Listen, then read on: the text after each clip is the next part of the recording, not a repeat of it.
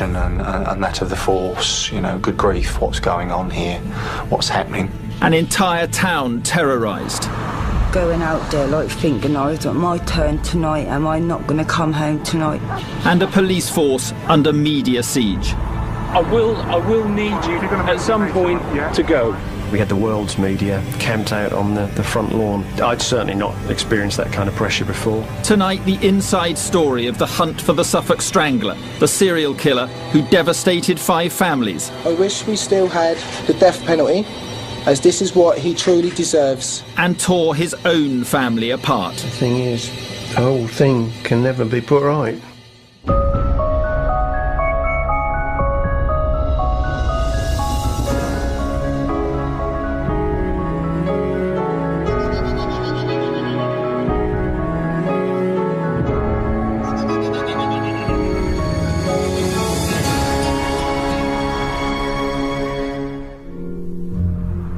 October 2006, and on a few isolated back streets in Ipswich, up to 30 young women ply their trade to curb crawlers. One of these was 19-year-old Tanya Nicol. She had been working the streets for more than a year, and on the night of October the 30th, she left home around 11 to begin touting for business. But on this night, Tanya failed to return home. 24 hours later, her mother, unaware of her daughter's prostitution, reported her missing. This is 19-year-old Tanya Nicol. She's been missing for over a week. Police are extremely concerned for her welfare because of her lifestyle. It's not uncommon for people to go missing. More than 200,000 cases are reported every year. But in this instance, alarm bells began ringing almost immediately. We knew Tanya was a prostitute. We knew she was a working girl. So she's already sort of regarded as high risk. She's working in a high risk industry. She's vulnerable. On her regular schedule, we would know that she was around. She would contact somebody. When she didn't, we knew that actually we were dealing with quite a serious case. Because of these fears, the police decided to make a public appeal in the hope that someone somewhere knew where Tanya was. Unfortunately, the investigation so far, we haven't managed to locate her on any of the buses she may have caught into town, and we haven't located her on any available CCTV to date. A worried mother waits for news of her daughter. Anyone who can help should call Suffolk Police or Crime Stoppers. Tanya Nicol's disappearance may have made news in Ipswich, but the story barely registered on the radar of any newspaper or TV station outside of Suffolk. But that would soon change, because just a fortnight later, another woman would go missing, in exactly the same circumstances. Gemma Adams was just 25 years old. She had been working the streets for 2 years, but after going out on the night of November the 14th, she hadn't been seen again. Well, I started to get worried because she wasn't replying to my text messages. And Gemma always replies to me, and she didn't. Like Tanya Nicol, Gemma always kept in regular phone contact with friends to tell them about her whereabouts. But now those calls had stopped. For the Suffolk police, this was an ominous sign. Soon they were stepping up their efforts to find both women. We distributed some 20,000 leaflets around the area. We set up road checks at periodic times after the disappearances, and we interviewed some 400 people in respect of Tanya's disappearance and some 300 in respect of Gemma's disappearance. But the leafleting campaign produced no leads, and police became increasingly pessimistic about finding either of the women alive. Along with their appeals for sightings, they began looking for bodies. 2 weeks later, they found one. By the side of a dark and isolated brook, a passerby came across the remains of Gemma Adams. The body was found in the water just a few hundred metres down this path.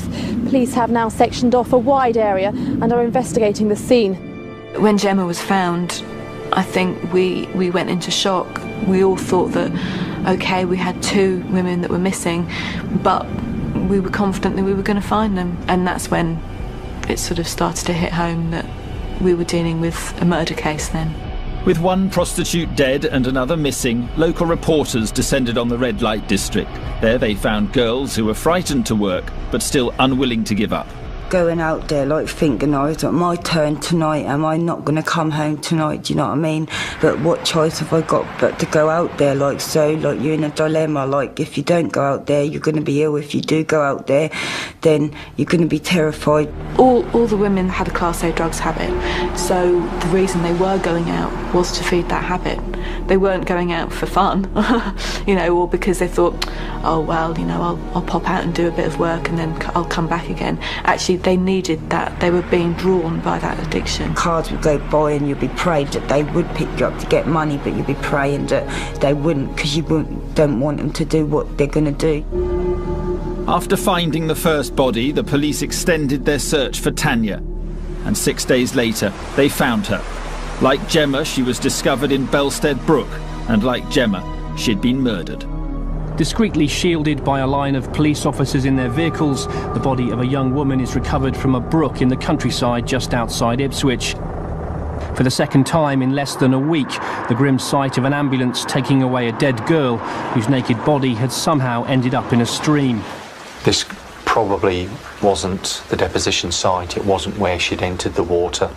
There had been significant flooding during October and November of 2006, and she'd probably been carried in the flow of the water to Copdock, and she'd got caught up in some shrubbery. Suffolk Constabulary, which dealt with an average of 6 murders in an entire year, now had 2 in the space of 6 days. Whoever was responsible seemed to be picking out girls at random from Ipswich's red light district. Why have you decided to come out tonight? Because I need the money. I need the money, you know. Despite the dangers? Well, that has made me a bit wary about getting into cars, you know. But presumably you will do that tonight? Well, probably. This was 24-year-old Paula Clennell. She would not live to see Christmas.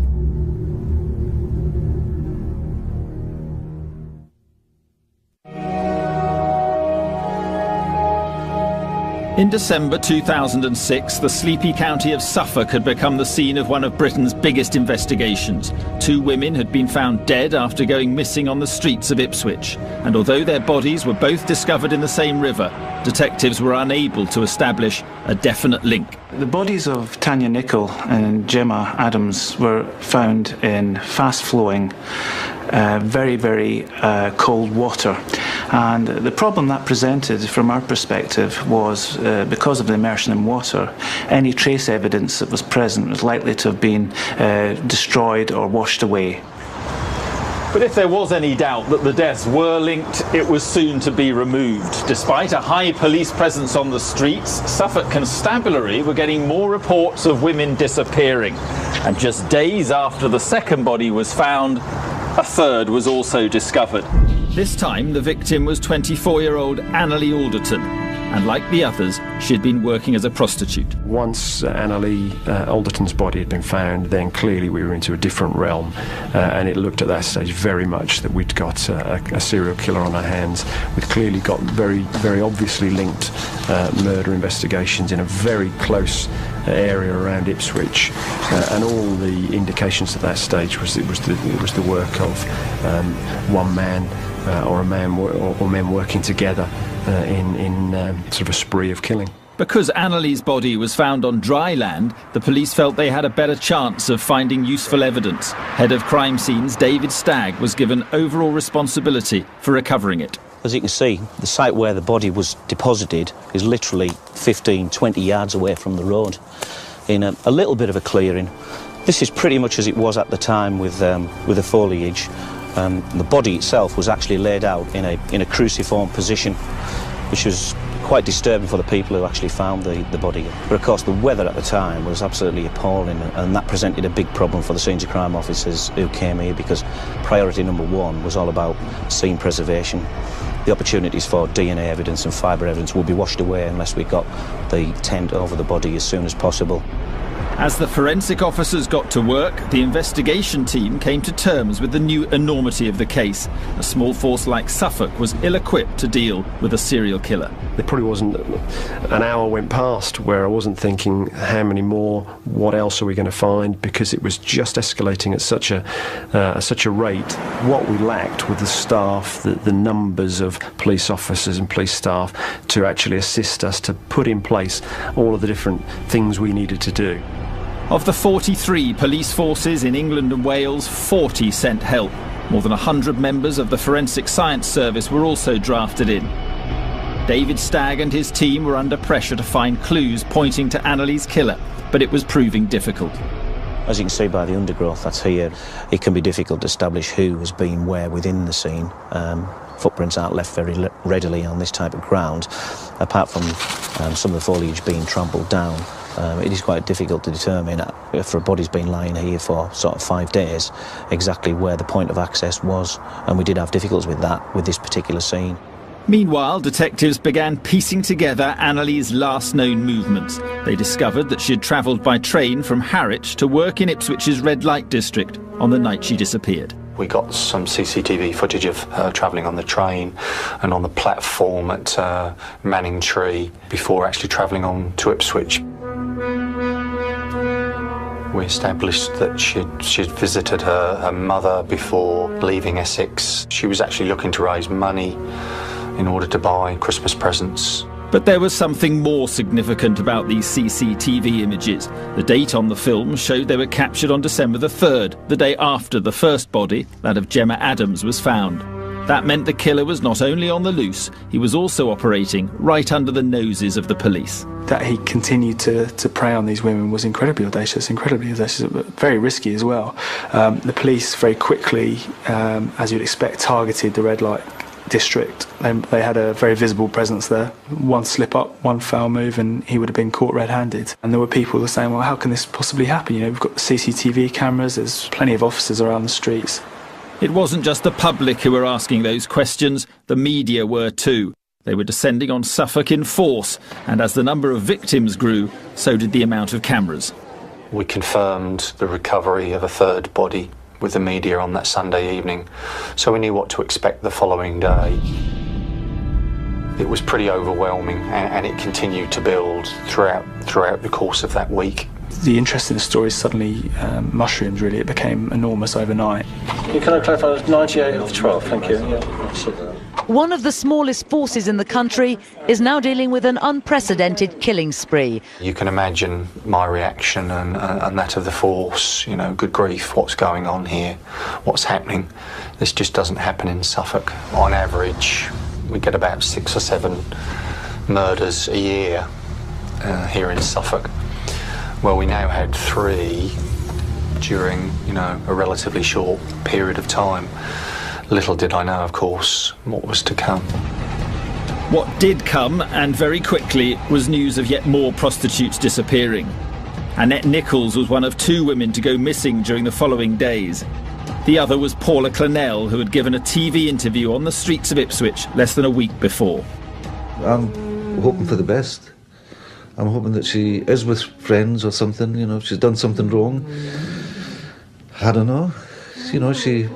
All she has to do really is just contact her mother or the confidential police line, and she'll get all the help she wants. I saw Paula a couple of hours before she went out that night, and I'm like, well, make sure you look after yourself with all these people. And she's like, don't worry, I'll just stay near on these streets, so I'll be safe, I'll be seen and that. But then she didn't come back the next day. That next day, December the 12th, police were examining the wooded area where the third victim, Annalie Alderton, had been found. It was while searching for fresh clues that they stumbled across a 4th body. And obviously we had a lot of media interest down at this scene, so of course when the news was released that another body had been found, the press were actually on the scene right away, and they were actually filming as the cordons were being put up. It was literally just a few hundred yards away as the crow flies. The 4th victim was identified as Paula Clennell.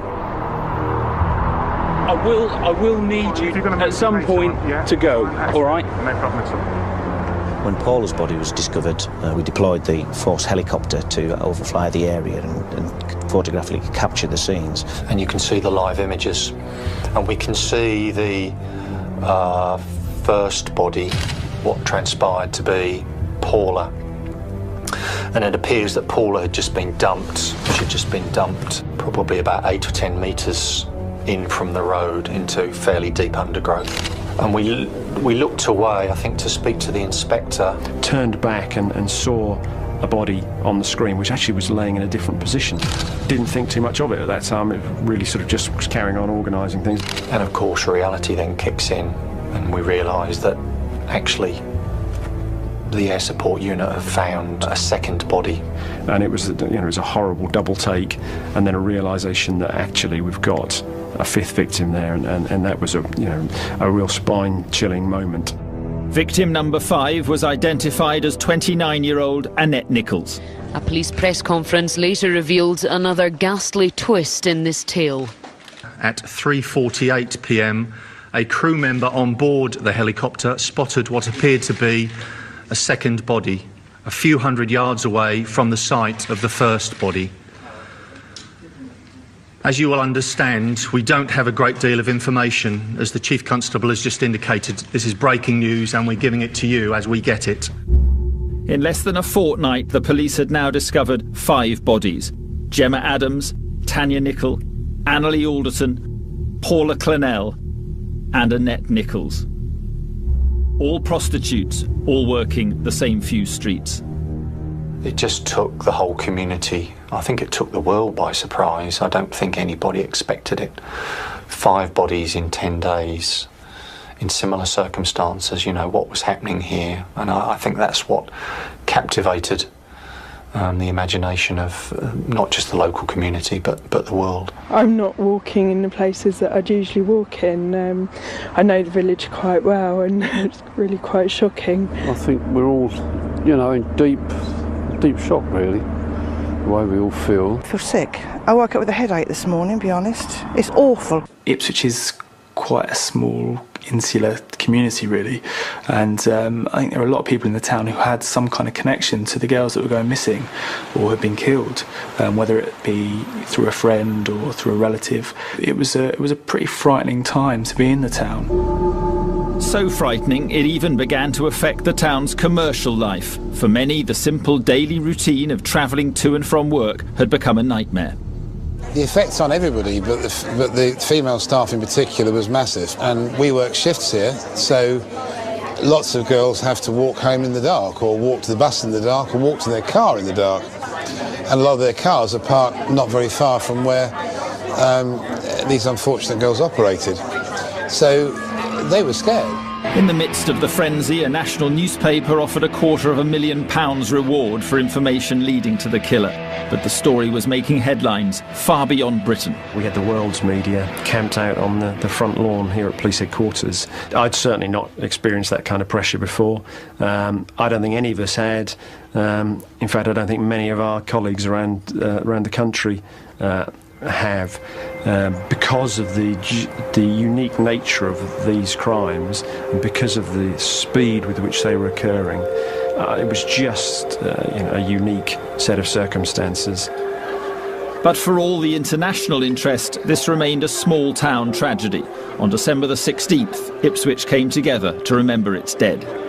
In silence, we remember the 5 women who've died.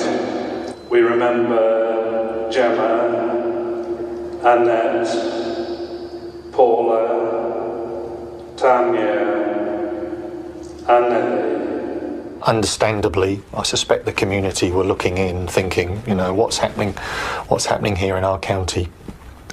What's taking place? Are the Suffolk Constabulary going to bring a stop to these events unfolding? Are they going to find the persons responsible as quickly as possible? And of course, at that particular time, I didn't have the answers to those questions. In an effort to speed progress, detectives asked the families of the victims to help them. The parents of the first victim, Tanya Nichol, agreed to make a televised appeal for information. Tanya has been taken by someone who needs to be found. We ask for anyone who knows this person or persons to come forward and contact the police.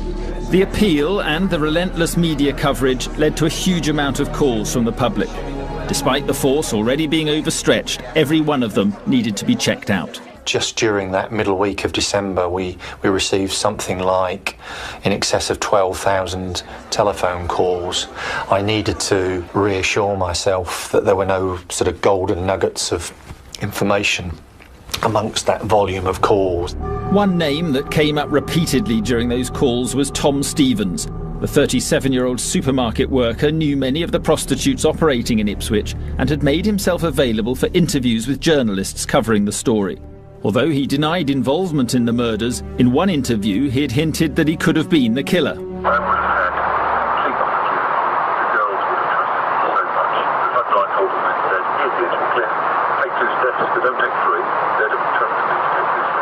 He was an individual who knew all of the girls, I think it was, had associated with them, had a propensity to spend an awful lot of time in the red light district.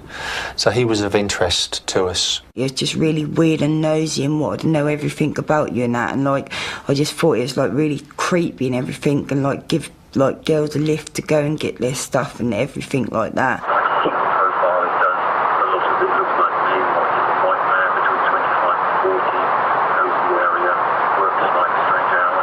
He'd been quite engaging with the media and the police throughout this period, almost drawing attention to himself.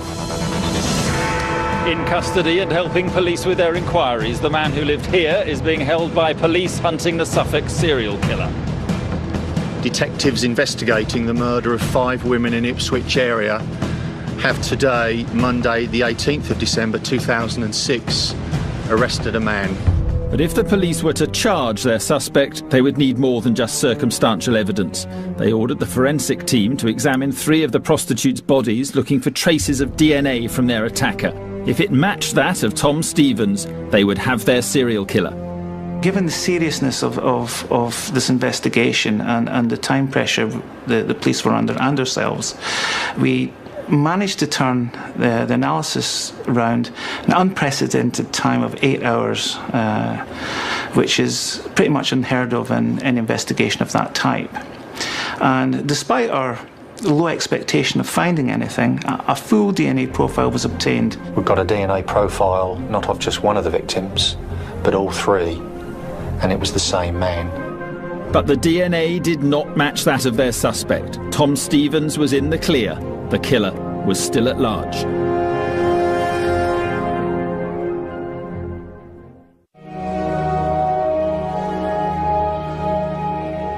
Despite the thousands of calls from the public and the help from police forces nationwide, detectives in Suffolk were still trying to catch up with the serial killer who had murdered 5 prostitutes in Ipswich. DNA recovered from the bodies of 3 of the victims didn't match that of their prime suspect, and he'd been released without charge. But those DNA tests had given detectives a full genetic profile of the attacker, and when this was fed into the national database, they found it matched that of another man, 48-year-old Steve Wright. Steve Wright had been arrested and charged with a fairly minor offence some years previously at Felixstowe. I think it was an offence of theft. And as is the case now with anybody that's charged with an offence, we take a DNA swab from them, and his DNA profile was on the national DNA database. So it seemed a moment of greed from Steve Wright's past had caught up with him, bringing to an end one of the most spectacular killing sprees of modern times. While the murders were happening, police had flooded Ipswich's red light district. They had no idea the man they were hunting lived at the very centre of it, number 79, London Road. We knew he was a regular curb crawler. He had been stopped on a couple of occasions. He had actually passed through a road check in respect of Tanya Nicol, and he answered some questions to a questionnaire that were put to him. So he was already in the system, but it would be fair to say he wasn't high on our radar.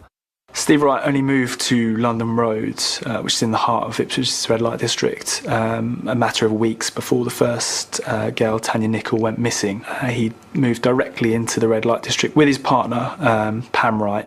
On the 5 nights that these young women were abducted and probably murdered, she was working nights, so, you know, he had a free rein. There was nobody at home. He could come and go as he pleased. This time it was a quiet street in Ipswich's red light district. Police arrived before dawn to make a second arrest in 2 days. The 48-year-old man was arrested at his home address in Ipswich at approximately 5 a.m. this morning, Tuesday the 19th of December 2006. He has been arrested on suspicion of murdering all 5 women. The people of Ipswich may have greeted the news with relief, but Wright's father Conrad greeted it with incomprehension. When the murders first come out, I was watching the television sort of regularly, and they did make an arrest, and I just didn't think that much more about it and thought they had the man in question. And then they decided that they'd found another man, a 48-year-old man from Ipswich, where my son I knew lived, but I didn't know exactly where, and it turned out to be him. And I couldn't believe it anyway, and I still don't. Following the arrest, detectives brought Wright in for questioning. But despite the weight of the evidence against him, he was in no mood to confess. We've got the last girl to go missing with your DNA and the one before with your DNA. Both on their naked bodies. How can that be? No comment. With Wright refusing to cooperate, officers knew this would be no quick and easy case to wrap up. I think the public's perception is, well, that's it. You know, the police have got their man, you know, it's cracked. That's clearly not the case. Everybody's entitled to their day in court and their trial. And that's when the hard work begins for us. Police couldn't rely purely on DNA because Steve Wright was known to use prostitutes. And it was quite clear that his defence would be that, yeah, my DNA was on these women because I've slept with them, I've paid for sex with them. It was therefore the police challenge to build this catalogue of evidence against him. Part of that additional evidence would concern Wright's movements on the nights the women went missing. Officers scoured 10,000 hours of CCTV in an attempt to find images of them as well as their suspected killer. Their first positive sighting was of Annette Nichols in Ipswich 3 days before she disappeared and captured on film, probably for the last time. We subsequently recovered a piece of footage which again was particularly poor and grainy, but we believed to be Gemma during the early hours of the 14th of November, but that didn't necessarily take us any further forward. Tanya Nichols' mother, Kerry, later confirmed this to be her daughter. The police now had film of 4 of the victims shortly before their deaths, but what they really needed was proof of Steve Wright's blue Mondeo car being in those same areas on those same nights. Once again, they called on surveillance technology. Steve Wright's vehicle, or what we believe to be Steve Wright's vehicle, was seen in various parts of the town. We were able to map all of that and also use that in conjunction with the automatic number plate reader cameras which are situated in the town. What that actually meant was it could time and date when vehicles were being used in that location, and Steve Wright's vehicle was seen very important times on 2 of the nights, if you like, that girls went missing. Taken on the night it all began, October the 30th, this is believed to be the final image of Tanya Nicholl, the first victim. Around midnight, Wright's Mondeo pulls up and Tanya gets in. She was never seen again. As important as it was, and how it, in the sense that it did confirm that the police were probably onto the right man, it still wasn't enough. It wasn't going to convict him. There was still a lot more work to do. Much of that work would be carried out by the forensics team. They'd found Wright's DNA on 3 of the victims, but could they find anything incriminating on the bodies of Tanya Nicholl and Gemma Adams? These first 2 victims had been dumped in a river, and examining them would be difficult. Because of the environment in which Tanya and Gemma had been deposited, we felt the best opportunity that presented itself for any evidence recovery would have been their hair. When we looked at the hair samples from each of these women, we found something in the order of 2 kilograms of silt vegetation contamination in each. So really our first task was to try and separate that contamination out from the hair samples themselves. After several weeks of recovery process, searching and finally comparison, One of the most significant findings that we obtained from the debris recovered from Tanya's hair was a black nylon fibre. Now, these fibres are very, very typical of those that you find in the construction of carpets. And of course, the first thing that came to mind was his car. With that in mind, we went to his car, obtained some samples, and we found a match between this nylon fibre in Tanya's hair with the carpet within inside his vehicle. The conclusion we drew from that was that this fibre had been transferred by a fairly forceful and sustained contact between Tanya's head and the car carpet. The DNA on the victims' bodies, the film of Wright with one of the victims on the night she disappeared, and this new forensic evidence meant the police were now confident of bringing murder charges.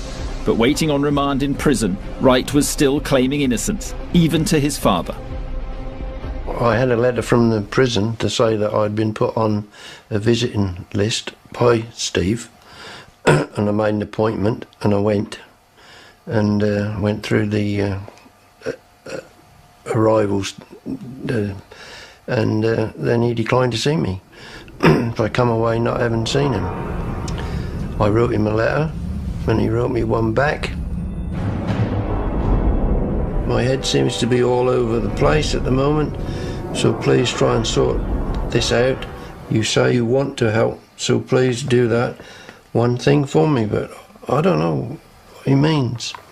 Never, explained. Wright's letter hinted at an unhappy childhood, something his father disputes. Whenever I get upset, I tend to bury it deep inside, which I suppose is not a healthy thing to do, because the more I do that, the more withdrawn I become, because I have seen so much anger and violence in my childhood to last anyone a lifetime. Now, I've tried to find out what this violence and anger is, but I just don't know. I don't know what he's talking about. On the 14th of January 2008, Wright went on trial charged with murdering all 5 women. Any hopes that he'd buckle under the weight of evidence soon came to an end. Not guilty.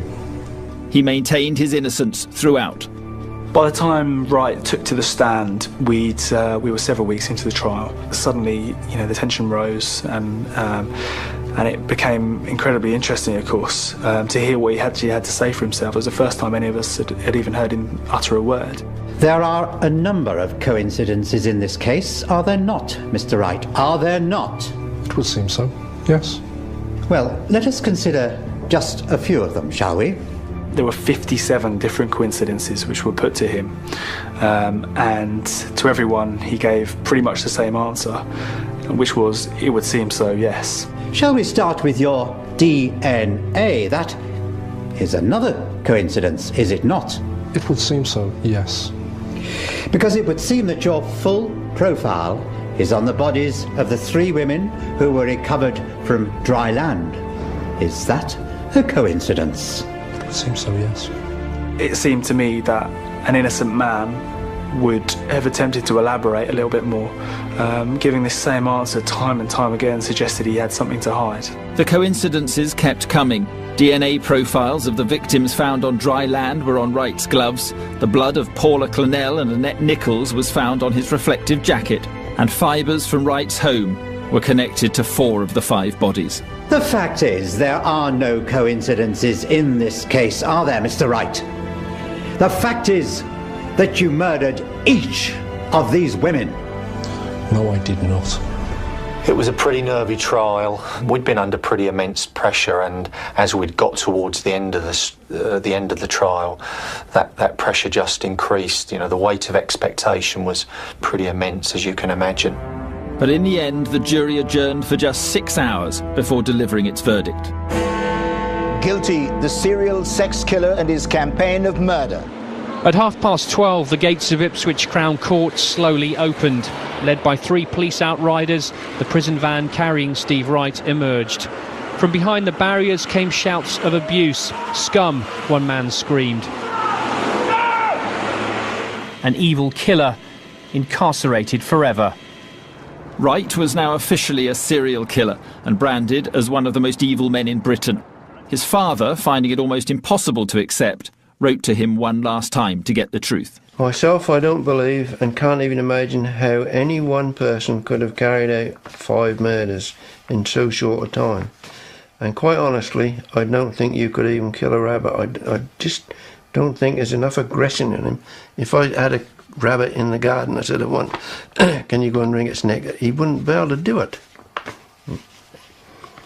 Well, Steve, that's it from me now. If I get nothing from you, then I believe you are telling me something I'd rather not hear.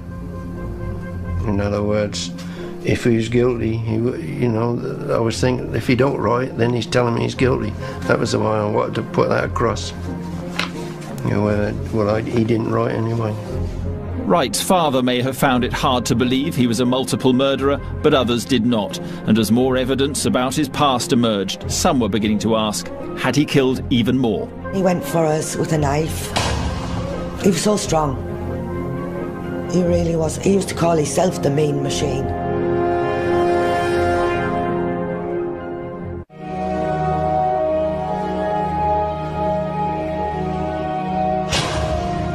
Serial killer Steve Wright had been found guilty of the murders of 5 young women in Ipswich. But what made him do it? In the letter he sent to his father while on remand, he had talked of an unhappy childhood, but according to psychologists, a miserable past is no pointer to a violent future. It's all too easy to look to childhood events as the cause of bizarre behaviours like this, but generally speaking, they will not be a sufficient cause. Most people have had unpleasant experiences in childhood, but they don't turn out to be serial killers. But other aspects of Wright's life do fit the profile of a multiple murderer. He demonstrated erratic behaviour, he drifted from job to job, and he'd been married twice. Serial killers very often have little to be proud of in their background. They have no career path, they have no stable relationships, they tend to be socially awkward, perhaps ordinary but a bit unpopular. After leaving school with no qualifications, Wright was pot washing for the Merchant Navy when he met his first wife and moved to Wales. By the age of 22, he was working as a steward aboard the QE2, where he was to meet his second wife. I first met Steve in 1984. He used to inundate me with flowers and presents, and he was quite a charmer, really. He had a very possessive streak, though, very possessive, which I didn't like. When I worked on QE, I'd been ashore once. I walked back to the ship with the shop manager, and when I got to the cabin, it had written on the cabin, slag, whore. I opened the cabin door and he said, you like to weigh that much, there's your grass skirts. And he cut my skirts up into grass skirts, my uniforms. And then he went for us with a knife, and whether he went to hit me with it, I don't know, but it stuck in the door. He was so strong, he really was. He used to call himself the mean machine. Descriptions of Wright's behaviour from ex-partners and relatives suggest that he did have a tendency to rage, which would spring up quite unpredictably, and that would suggest a lack of restraint, a lack of inhibitory processes that might prevent most people from acting out dangerous sadistic fantasies.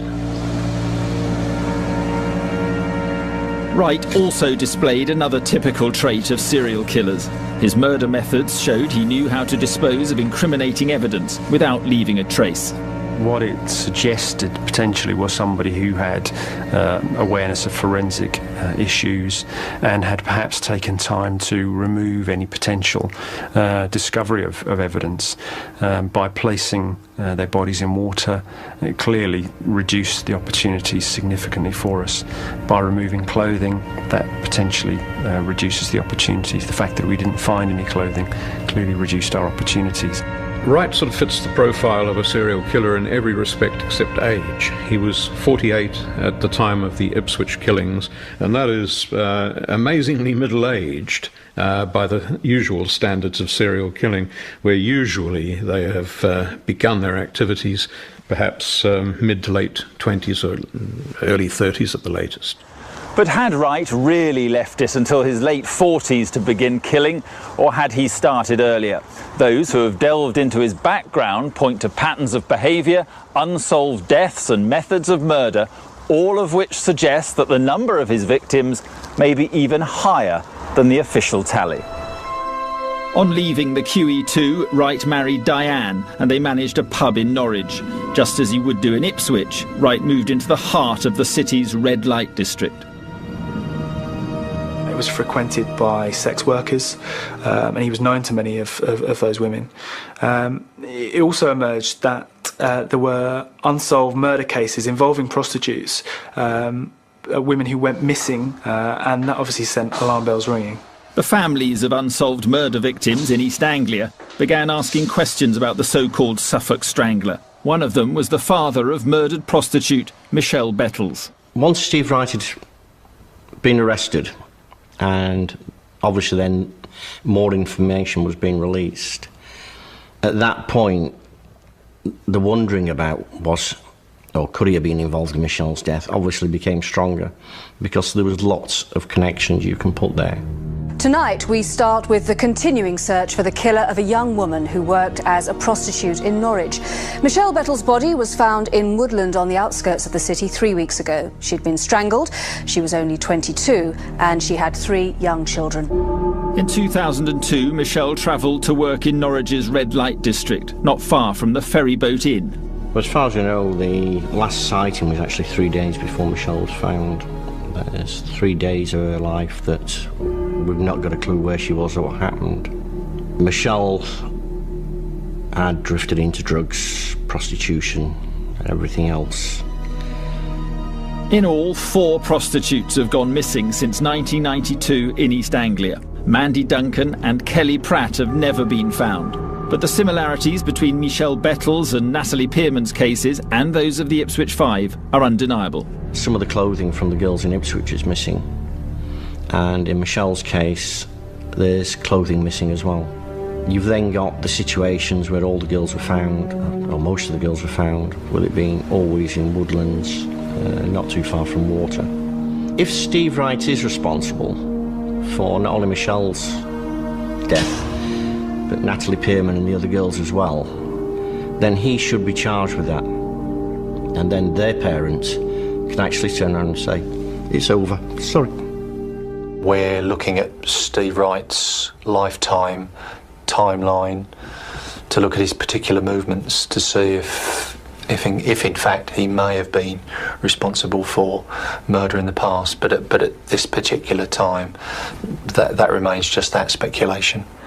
Today in Ipswich, it's a different red light district to the one Steve Wright once terrorised. The authorities responded to the murders by declaring a zero-tolerance policy towards curb-crawling and street sex workers. There's still a very small hardcore of women who are determined to work the streets of Ipswich. But perhaps what's different now is they've got the right support mechanisms in place. It's incredibly difficult. The problem is not prostitution, it's drugs and the damage that does, and that's where they need the support. Being treated like a normal person just feels really nice, just not to be looked at and criticised, you know what I mean? So that's just really helped, boost your confidence. But for the victims' families, the fact that the streets have been cleaned up is simply too late. And the fact that Wright still refuses to admit his guilt remains hard to accept. I wish we still had the death penalty, as this is what he truly deserves. He murdered 5 girls, but at the same time has ruined a lot more lives. At the end of the day, you've got to remember that every one of those prostitutes is someone's daughter, or a mother even. And people tend to forget that and realise you're not dealing with a story, you're dealing with people. This is for the families who have lost their daughters, including us. They can't take away our memories. They can't take away our love, our fortitude, our courage. I'll forgive her for anything that she's done. And my heart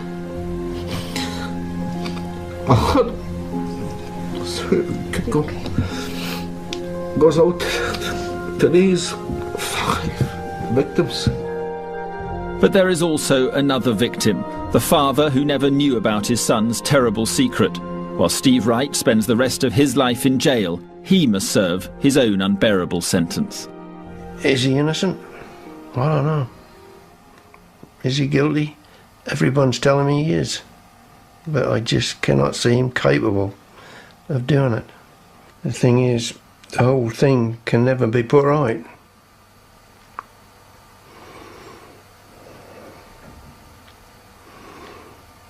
And if there was a wish,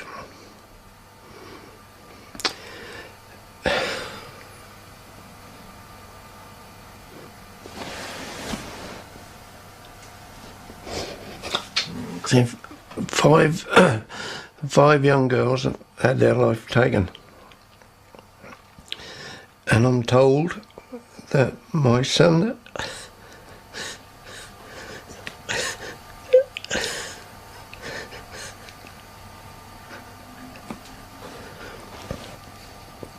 is responsible.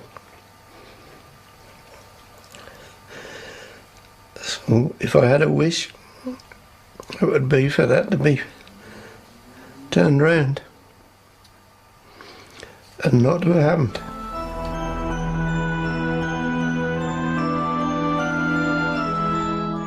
Next on ITV1, Rich finds proof that the sinkholes in his visions are in fact real. So how's that going to affect his obsession with his brother's death? Answers are coming in Surface.